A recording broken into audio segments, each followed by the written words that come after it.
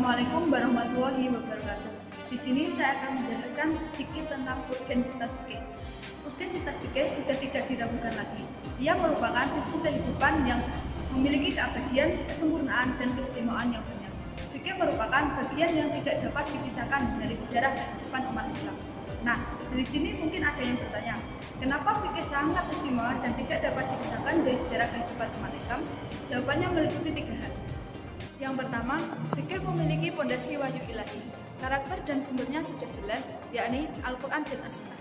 Sehingga hukum-hukum fikih dibatasi dengan teks Al-Quran dan As-Sunnah, petunjuk-petunjuk yang menjadi cabangnya, dan petunjuk-petunjuk yang menjadi jiwa syariat atau maqasidul amal. Maka dari itu, fikih lahir ke dunia dengan pertumbuhan yang sempurna, struktur yang benar, dan karakter yang kokoh. Karena prinsip dan kaidah-kaidahnya yang sempurna dan telah ditanamkan pada masa turunnya wahyu kepada Rasulullah. Yang kedua, fikih itu bersifat universal. Maksudnya dalam hal ini, fikih mencakup 3 hal. Pertama, hablum minallah, hablum minannas, dan hablum minannas. Dari sinilah kita tahu fikih memiliki fungsi duniawi dan ukhrawi. Maka dari itu, dengan penuh rasa tanggung jawab dalam mengamalkan fikih, maka akan tercipta kedamaian dan kesejahteraan bagi umat manusia. Ketiga atau yang terakhir, fikih berkaitan dengan etika. Maksud dari karakter fikih ketiga ini, eksistensi hukum-hukumnya bersinggungan dengan norma-norma etika, bahkan sebagai penopang etika. Selain itu, fikih juga menjadi pendorong dan penggerak terpeliharanya keutamaan dan kewajiban beribadah yang bertujuan menyejukkan jiwa dan menjauhkan diri dari perbuatan-perbuatan onar di tengah-tengah masyarakat. Contohnya, pengharaman riba. Pengharaman riba bertujuan untuk menyegarkan semangat tengah rasa, yakni membantu mereka yang membutuhkan dari kerobohan para pemimpin.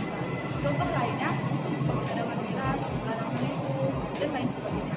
Semua itu bertujuan untuk memelihara nilai-nilai etika dalam tatanan pergaulan antar sesama dan menghindari percobaan antar manusia. Mana agama dan fikih saling menopang dalam interaksi, akan tercipta kebahagiaan dan kesejahteraan bagi umat manusia. Dengan begitu, penerapan unsur-unsur fikih berarti penanaman nilai-nilai etika. Dalam pemahaman ini sudah jelas bahwa fikih bersifat universal. Hal ini terbukti tidak ada satu persoalan pun yang luput dari hukum fikih. Nah, tadi itu adalah 3 hal alasan mengapa fikih sangat istimewa dan tidak dapat dipisahkan dari sejarah kehidupan umat Islam. Nah, di sini saya akan menjelaskan sedikit tentang bermadhab. Mengapa sih umat Islam itu bermadhab? Nah, sebelum tahu jawabannya, kita kupas terlebih dahulu pengertian bermadhab dan madhab. Bermadhab artinya mengikuti madhab. Bermadhab juga mempunyai arti yakni taklidnya orang awam atau orang yang belum mencapai derajat mujtahid kepada orang yang telah mencapai derajat mujtahid. Nah, madhab juga mempunyai arti tersendiri. Madhab artinya aliran atau jalan yang dilalui. Madhab secara istilah yakni metode manhaj yang dibentuk melalui pemikiran, penelitian, kemudian menjalankan dan menjadikannya pedoman hidup atas dasar prinsip dan kaidah-kaidah. Madhab sendiri terbentuk dari banyak persoalan di kalangan ulama. Ahlus Sunnah wal Jamaah juga mengikuti madhab dalam berbagai bidang. Ada bidang fikih, akidah, dan tasawuf.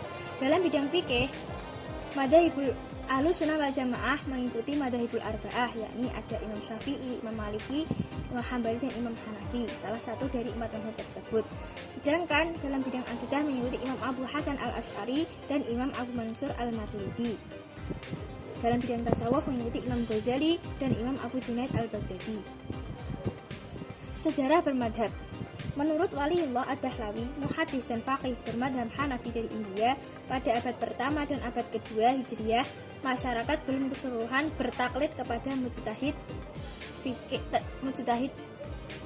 belum melakukan taklid terhadap madhab fikih tertentu. Dalam kesepakatan mujtahid, masyarakat pada waktu itu hanya sebagai penganut syariah. Sedangkan yang berkaitan dengan kehidupan sehari-hari seperti halnya sholat, zakat, puasa, cara berwudu, hukumnya zakat, mereka hanya belajar kepada orang tua atau guru setempat secara turun-temurun. Nah, jika ada persoalan hukum yang asing, mereka baru berfatwa kepada mufti tanpa mengetahui madhabnya, tanpa memandang madhabnya. Nah, baru pada abad ke-2 Hijriah, tradisi bermadhab dibangun oleh para mujtahid dan tersebar luas di kalangan seluruh umat muslim. Pernyataan Ad-Dahlawi ini diperkuat dengan bukti berikut ini. 1. Ulama ahli hadis yang menulis mustalah hadis pada zaman sahabat Nabi yang mengeluarkan fatwa itu hanya 200 orang. Nah, sedangkan jumlah sahabat Nabi pada waktu itu lebih dari 100.000 orang. Maka terbukti bahwa para sahabat Nabi pada zaman itu bertaklid pada mujtahid pada masa itu.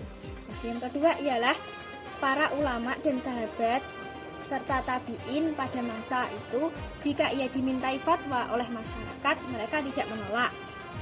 Yang ketiga, secara rasional, kemampuan beristihad membutuhkan suatu keahlian yang sulit dicapai, kecuali orang yang telah mencapai derajat mujtahid atau orang yang berasal dari kalangan terkemuka. Nah, yang keempat adalah apabila kita perhatikan sejarah perkembangan madhab itu berkembang sejak para imam mujtahidnya itu masih hidup. Nah, dari itu tadi sejarah singkat tentang bermadhab. Lalu mengapa sih umat Islam itu bermadhab? Nah, jawabannya ialah padahal Ahlussunnah wal Jamaah itu telah mempunyai pedoman agama, yakni Al-Quran dan hadis. Dan mengapa umat Islam di Indonesia itu mayoritas menggunakan madhab Syafi'iyah? Jawabannya aswaja memang benar, telah mempunyai pedoman beragama, yakni Al-Quran dan As-Sunnah. Akan tetapi tidak sembarangan orang dapat merujuk langsung kepada kedua sumber tersebut. Contohnya hukum memang sudah ada di dalam Al-Quran, bahkan sekarang sudah ada Al-Quran terjemah, bahkan terjemah per kata. Tetapi orang-orang tidak akan mungkin dapat paham langsung jika membacanya tanpa mencari orang untuk menjadi rujukan atau panutan dalam menggali hukum Islam. Nah, para ulama Nahdlatul Ulama sepakat bahwa yang layak dijadikan sebagai panutan hanya 4, yakni Madzhabul Arba'ah, Imam Maliki, Imam Syafi'i, Imam Hambali, dan Imam Hanafi. Nah, lalu yang pertanyaan selanjutnya, mengapa sih di Indonesia itu mayoritas menggunakan madhab Syafi'iyah? Nah, karena di Indonesia madhab Syafi'i merupakan madhab yang terbesar yang diikuti oleh mayoritas Ahlussunnah wal Jamaah. Selain itu, fikih Nusantara memang lebih dekat dengan madhab Syafi'i.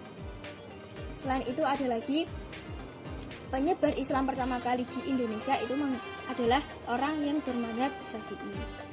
Mengapa juga Ahlussunnah wal Jamaah itu mengikuti salah satu dari 4 madhab? Mengapa kok 4 madhab tidak imam yang lain?